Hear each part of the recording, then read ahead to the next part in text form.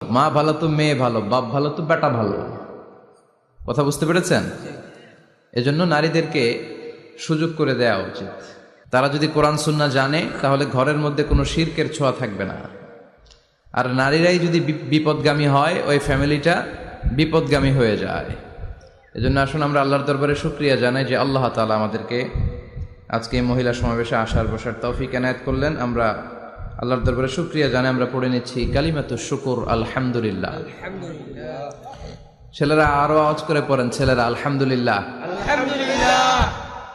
আমরা আল্লাহর কাছে কামনা করছি যে আল্লাহ তাআলা শেষ পর্যন্ত যেন আমাদেরকে এই প্রোগ্রামে উপস্থিত থাকার তৌফিক এনায়েত করে এবং এই প্রোগ্রামের সর্বোচ্চটা যেন আমরা নিয়ে যেতে পারি। আল্লাহ তুমি তৌফিক দাও। আজকের এই প্রোগ্রামটাকে তুমি আমাদের নাজাতের ওসিলা বানাও। সম্মানিত ভাইয়ের, আমি ছোট্ট একটা আয়াত তেলাওয়াত করেছি, ওয়াকারনা ফি বুয়ুতিকুন্না ওয়ালা তাবাররাজনা তাবাররুজাল জাহিলিয়াতিল